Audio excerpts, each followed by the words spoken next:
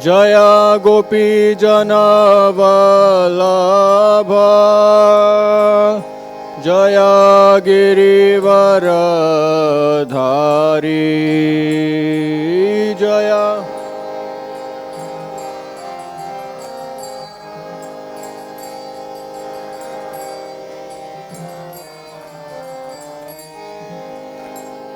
Jaya Gopi Jana Vallabha Jaya Girivaradhari Jaya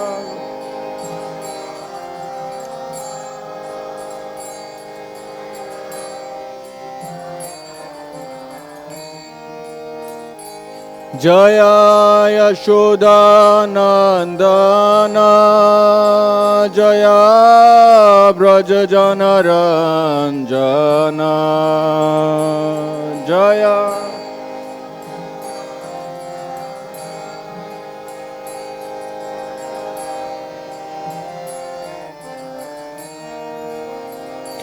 Jaya Yamuna Tiravanachari Jaya Girivaradhari Jaya Yamuna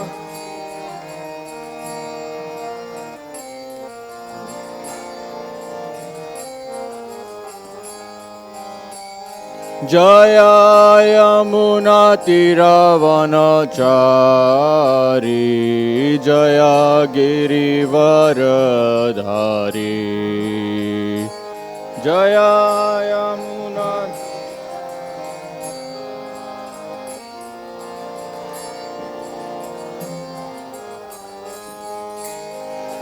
Jaya Radha Madhava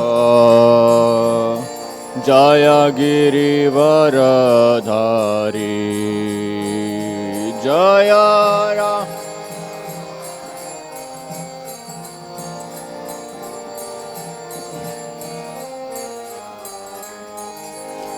Jaya Radha Madhava Jaya Girivaradhari Jaya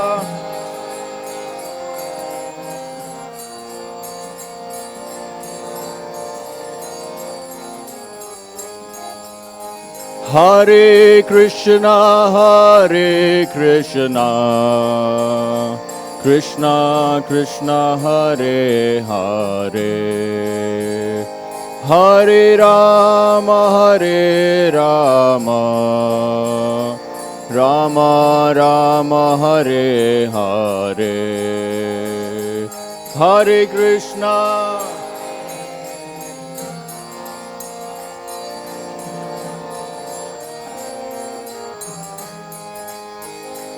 Hare Rama,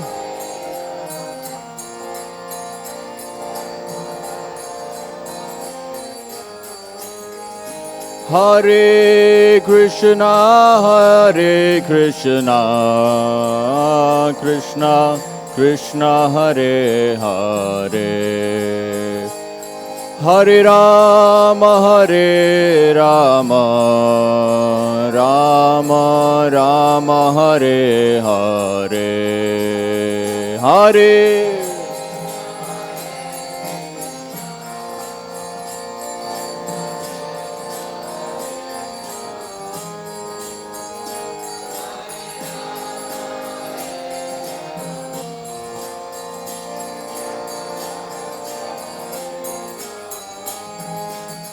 Hare Krishna, Krishna Krishna, Hare Hare, Hare Rama, Rama Rama, Hare Hare.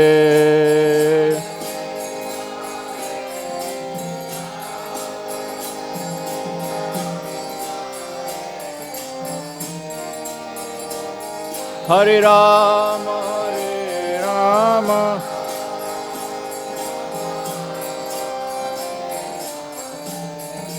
Hare Krishna,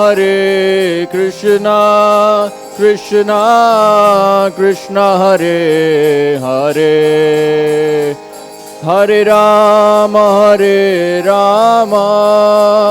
Rama Rama Hare Hare, Hare Krishna.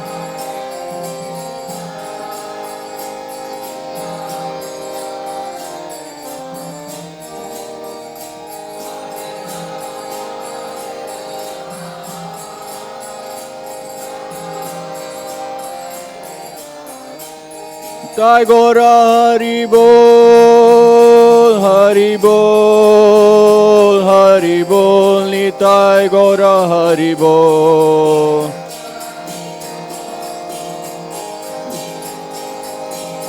Hari Bol, Nitai Gora Hari Bol, Hari Bol, Hari Bol, Nitai Gora Hari Bol.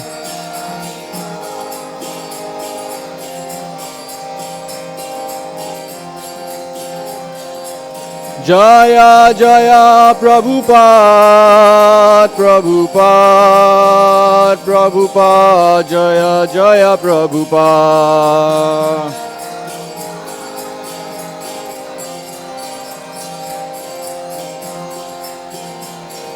Jaya Jaya Prabhupada, Prabhupada, Prabhupada, Jaya Jaya Prabhupada.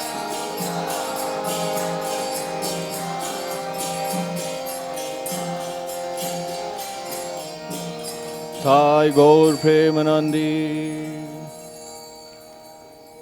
Jai Om Vishnupad Paramahansa Parivartanena Astato Sri Srimad A.C. Bhaktivedanta Swami Maharaj Srila Prabhupada Ki. Jai Om Vishnupad Paramahansa Parivartanena Astato Srimad Bhakti Siddhanta Saraswati Goswami Maharaj Srila Prabhupada Ki. Gaur Premanandi.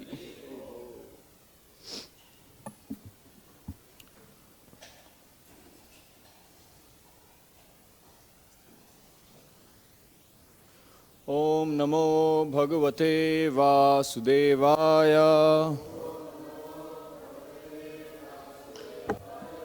Om Namo Bhagavate Vasudevaya. Om Namo Bhagavate Vasudevaya.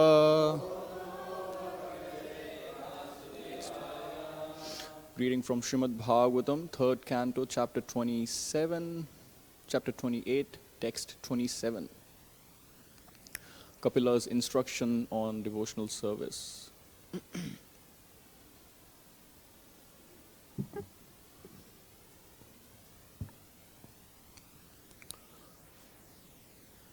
Bāhūṁś mandara-gireḥ parivartanena nirṇikta-bāhu-valayān adhiloka-pālān sañcintayed daśa-śatāram asahya-tejaḥ śaṅkham tat-kara-saroruha-rāja-haṁsam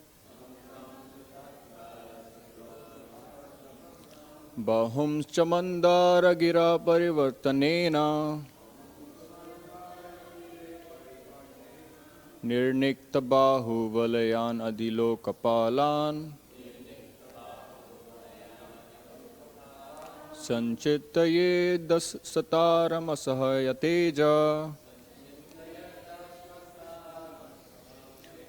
śaṅkham tat-kara-saroruha-rāja-haṁsam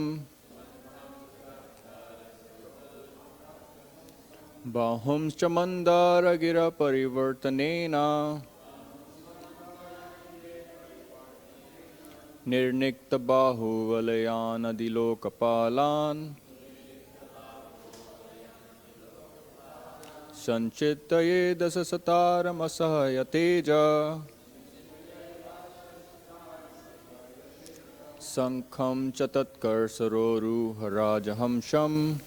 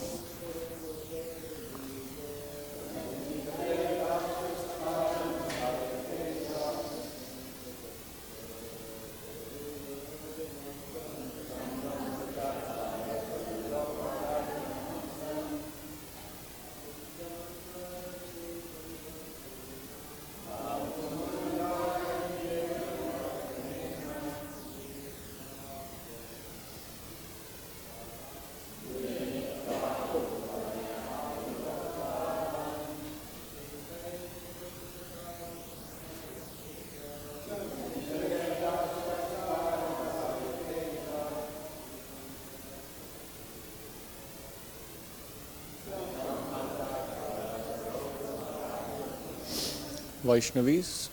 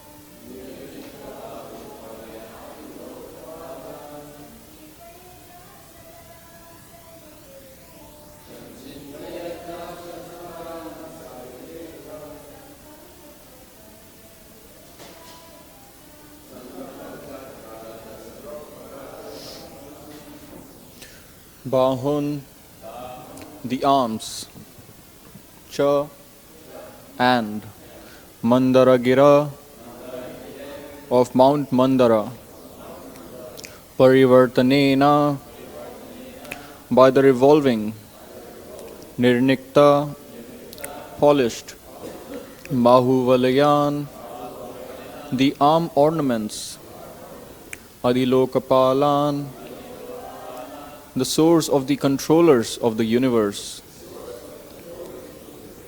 sañcintayed, one should meditate on, daśa-śatāram,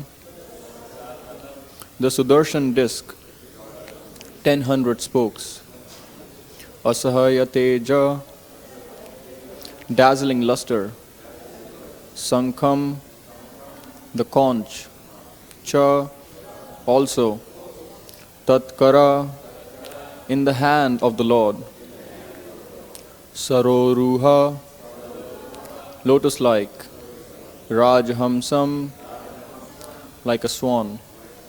Translation: the yogi should further meditate upon the Lord's 4 arms, which are the source of all the powers of the demigods, who control the various functions of material nature. Then the yogi should concentrate on the polished ornaments which were burnished by Mount Mandara as it revolved.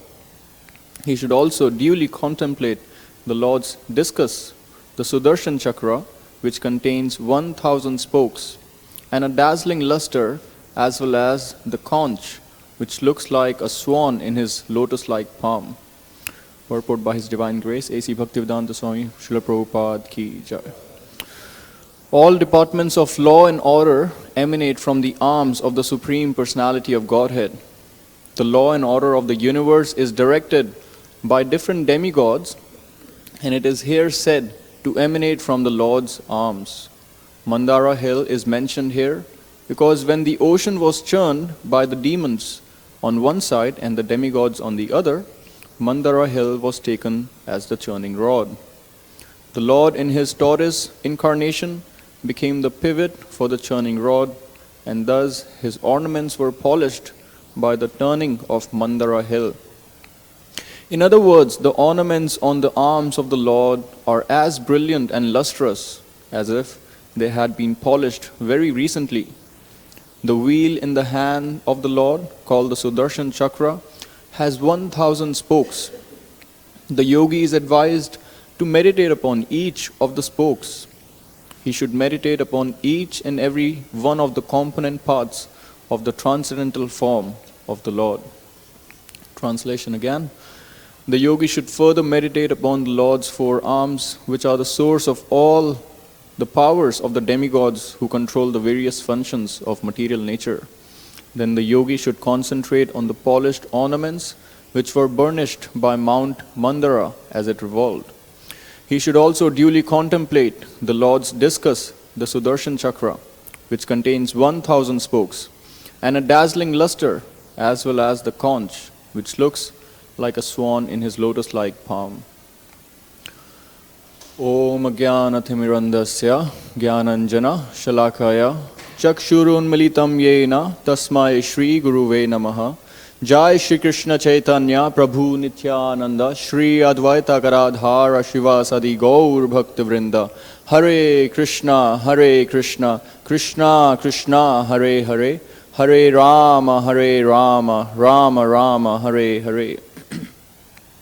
So we are hearing in this chapter Lord Kapila Dev give instructions to his mother Devahuti on how to execute devotional service. As we have heard in the previous chapters, the pastime of how Kardama Muni, after fulfilling his promise of completing his family life, his grihastha ashram, he decided to leave his home for renounced order of life, for self-realization.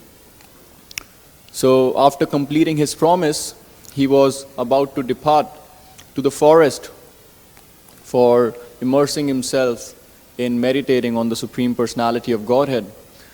After giving Devahuti 9 daughters, but just when Kardama Muni was about to depart, Devahuti started lamenting that, yes, you have fulfilled your promise of giving me daughters, but these daughters will eventually get married and they will leave home. And who will give me solace? Who will give me relief? She kind of had this realization that my husband is not any ordinary yogi or just an ordinary person. He is situated on a transcendental platform, and he can give me. I could have taken advantage of his association, but I was immersed in family affairs and thoughts of sense gratification, whereas I could have cultivated spiritual knowledge from his association. So Devahuti started to lament of what she had lost. In one of the purports, Prabhupada gives the definition of relief, because Devahuti was lamenting that who will give me relief? Who will give me solace? So Prabhupada says in one of the purports that over here, relief does not mean relief from material anxieties or material comforts, but he says relief means spiritual instructions. Relief does not mean material comforts, because material comforts, they come and go. As long as the body is existing, yes, there are material comforts, but the spiritual instructions are eternal, because they last with you forever, with the soul.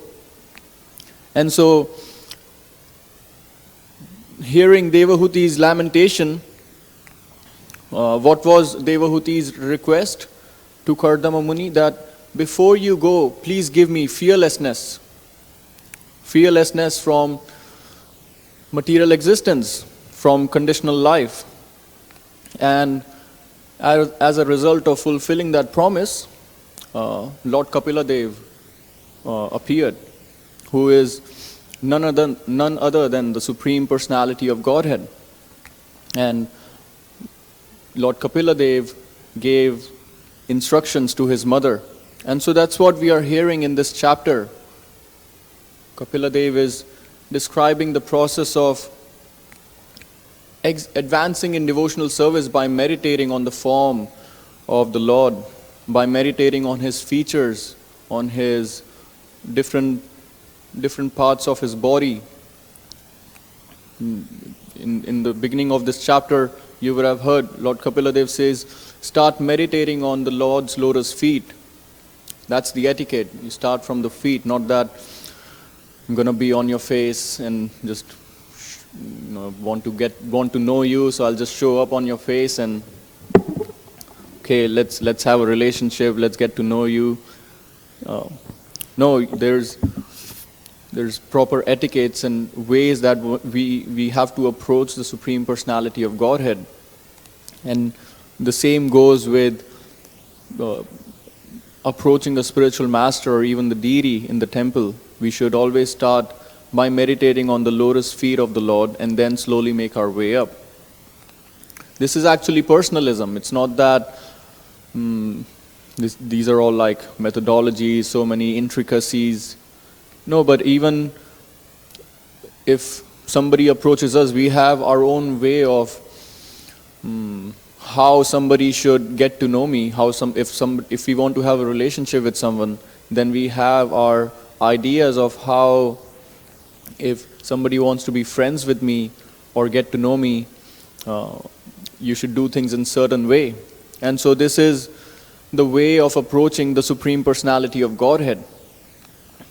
And so, hearing all these previous verses, we are hearing one should meditate on Lord's lotus feet, and then the bosom of lotus feet, and then on the arms of the Lord, and eventually make your way to the smiling lotus face of the Lord. And so clearly, there is no doubt that the Supreme Personality of Godhead is a person. It's not that he's just some vague, abstract, formless individual. But he has a form, he has relationships, he has activities, but they are all on the transcendental platform. They are not material like what we see in our conditional life. Actually, spiritual life means to know who is the Supreme and have a relationship with the Supreme. And when we get to know that the Supreme is a person, then we can have a relationship with the Supreme Personality of Godhead. We can't have a relationship with a cloud or some energy or some light. Of course, nowadays, when anyone speaks of spirituality, they have this contrasting notion that if we have a form, we have relationships, we have varieties on the material plane, so on spiritual plane, there are no forms, there are no varieties, there are no relationships. You are just doing your own thing, trying to become enlightened, trying to just merge with whatever that highest ultimate truth is. And people even create their own so-called ideas of spirituality and whatnot. I remember recently we had a club day at the university. So we were tabling there and trying to invite students to the meditation club. So next to our table was a interesting club. I approached them. They had the DJ table, and they were, getting a lot of students on their table. So it's like, yeah, let me go and check it out what they're about. And so they were called the Psycho-Spiritual Wellness Club. I was like, oh, psycho-spiritual wellness, like, what do you guys do? We just create stimulating experiences for students so they can just express their individual spirituality in their own way. It's like, okay, sounds interesting. It's like, yeah, we go to different places, we go to Beverly Hills, rent a house, go to Joshua Tree, and just kind of let people do whatever they want. And besides that, serve alcohol, serve meat, yeah, what's the problem? And so these are kind of, as the Kali Yuga is degrading all these false, vague notions of what spirituality actually is sprouting. And the more sad thing about meeting with this person, and he was so enthusiastic talking about this, the more unfortunate thing was that this person was from India, born in Singapore. And yeah, it was just disheartening to see that no one is spared from the contamination of the age of Kali, not even people from India. And if you go more on an advanced plane in nowadays so-called spiritual circles, then you will find some pseudo-impersonalists, pseudo-mayavadis, where yes, they have this idea of, yes, everything is one, just merge with the one, you are love, I am love. And of course that's not real, even proper Mayavad. But the problem with the Mayavad philosophy is that because they don't have a personal conception of the Supreme Absolute Truth, it becomes really difficult for them to meditate and fix their mind on the Supreme.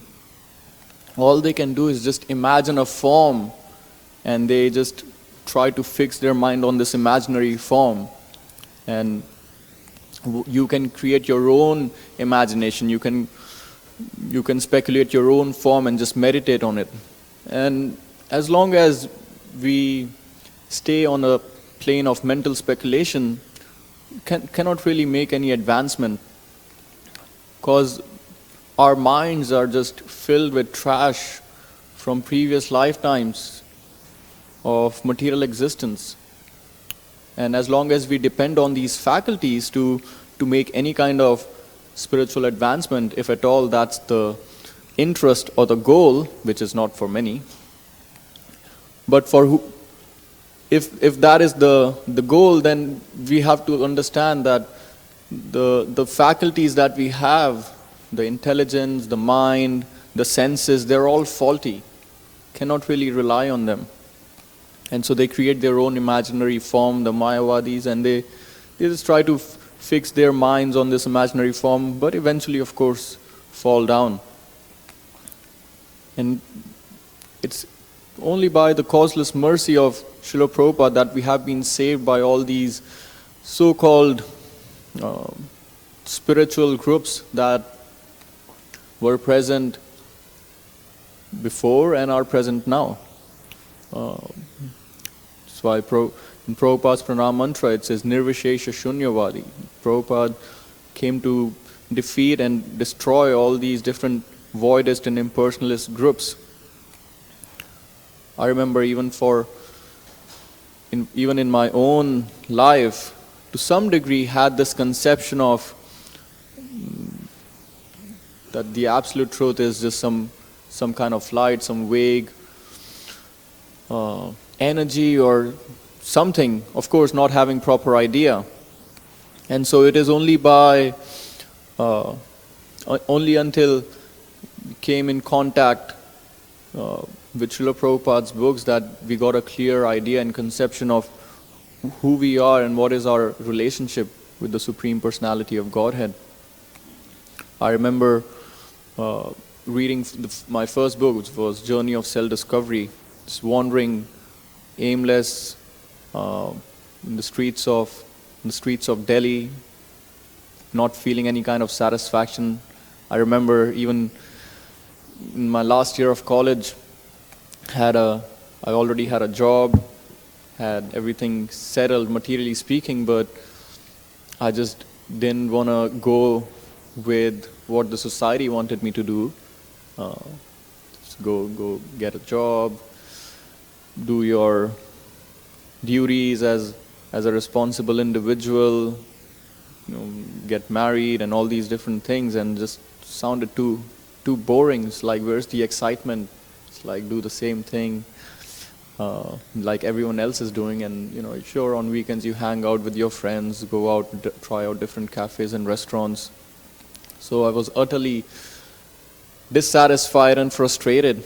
And so when I read Journey of Self-Discovery, the first paragraph of the book says, or the first line of the book, it says, "Are you in any way dissatisfied with your life as it now stands?" I was like, yes, definitely. The next line says, "Has the pursuits or even the achievements of the goals you have set for yourself become somewhat frustrating?" I was like, man, is this person like reading my mind or what? And so that's the personalism of Prabhupada's books, that it just reads to you and just attracts you to go more deeper and deeper in understanding who we are as individuals and what we are supposed to do in our life in relationship with the Supreme Personality of Godhead. I can't even imagine now how would life be without Krishna consciousness. It's like working somewhere, on weekends getting up at 10 a.m. and having coffee in bed, and then it's like, okay, what should we do today? And it's just so dissatisfying, just even the thought of trying to see how life would be without Krishna consciousness. And so we all should feel grateful for what we have been given, because what we have been given is so rare and is of the highest degree. What Lord Chaitanya and Lord Nityananda have been giving to us through parampara, love of Godhead. As Prabhupada would often say, we don't even know who God is, but here are Gaur Nitai giving us love of Godhead. And so we should all feel indebted and grateful to Prabhupada and the parampara for giving us this treasure, this jewel, because without Krishna consciousness, life is dull and boring and frustrating. Every time I talk to students and get to know them, it just feels like they are suffering so much. And the sad thing is that they don't realize it, because the illusory energy is so strong. It just makes you think, yeah, everything is good. Yeah, there are some sufferings, there are some problems, but so what? Everyone is going through that, and I get my fair share of happiness, enjoyment over the weekends at least, or at least I try to. And it's just really even shaking to see someone go through that, and you immediately want to kind of wake them up. I remember in the beginning days when I was reading the Gita, you're not the body and all the different conceptions of the soul. I would come back home and I would just, because I had no, like a person that I could preach to, so I would just come back home and I'll start talking to my sister. It's like, did you know we are not the body? Why are we living life in such a way that just living for the body? And I'll just like rant all that I have read to her. Well, of course, the more we mature and advance, we understand ways of how we can give Krishna to others in a way which the other person can take it nicely, meeting where the other person is at. And yeah, I've been realizing that the more we feel grateful for what we have been given by Srila Prabhupada and the parampara, the more we feel, or we should feel, indebted to share this knowledge, to share Krishna consciousness with others. And the more we share Krishna consciousness with others, the more we will feel grateful for ourselves, for what we have been given, and we would want to share more. So it's like a cycle of gratitude and sharing. The more we feel grateful, the more we want to share. The more we share, the more we feel grateful for what we have. And this is the gift, this is the causeless mercy of Lord Chaitanya and Lord Nityananda, and it's coming through the parampara. They have given us this sublime gift of Krishna consciousness, which is, if we actually analyze it, it's just so much fun and also easy. Of course, we might think, everything is easy besides following the 4 regs, especially some of the regs. But in good association, we can make quick advancement. Especially nowadays, we are living in the fire of material existence, the samsara dava naralita loka. So there's the wildfire of economic crisis, environmental crisis, political crisis, so many natural disasters happening everywhere. It's like, then where's the shelter, where's the anchor that one can go to?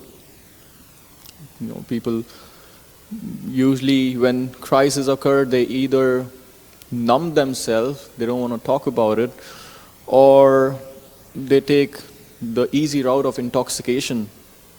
I just found out yesterday, one of the professors who I'm very close with at the uni, he had to displace he got displaced because of the fires in Palisades, and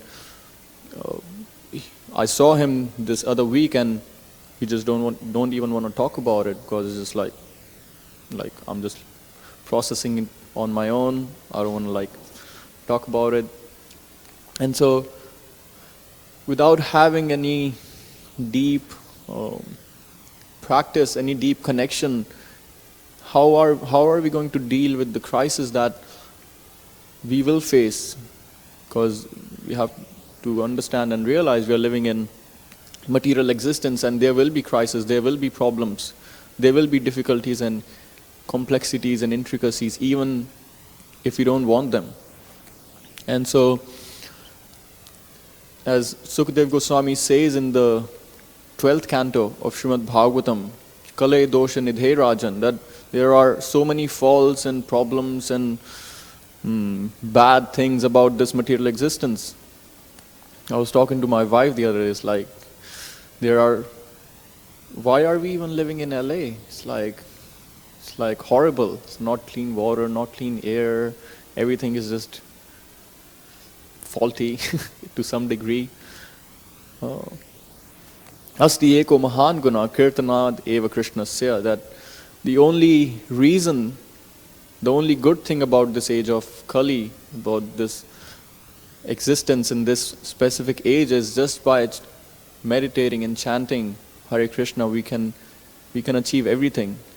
And that's actually true if we look at our life and we look back and see how life has progressed and changed since we have started chanting Hare Krishna.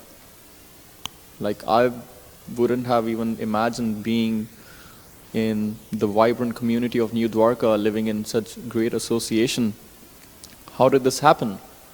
Just by chanting Hare Krishna. Of course, Prabhupada would always say, I just started the Hare Krishna movement just by chanting out on the street under a tree. And so, again, as we mature and advance, we will realize that chanting of Hare Krishna is all in all. That is our means and our goal to go back to Godhead. Actually, when we are situated in pure chanting of the Krishna mantra, we are already on the transcendental plane. We are already back to Godhead. So,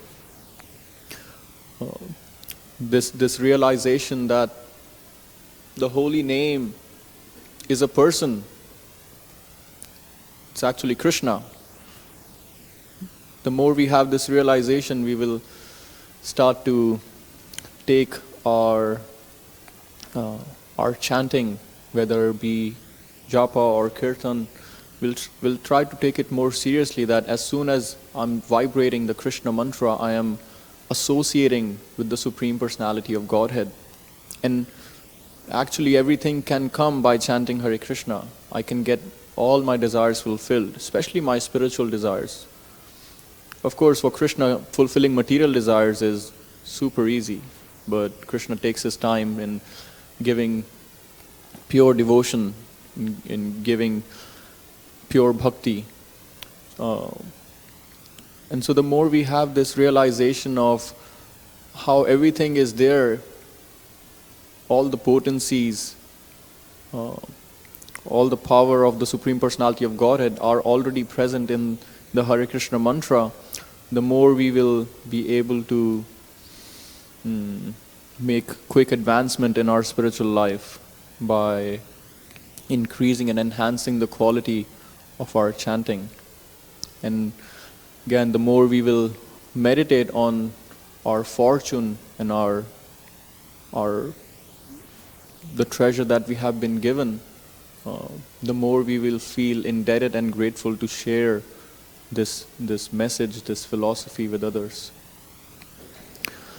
So we'll stop here, see if any senior devotees have comments or corrections or questions. Okay, we'll stop here. Srila Prabhupada ki.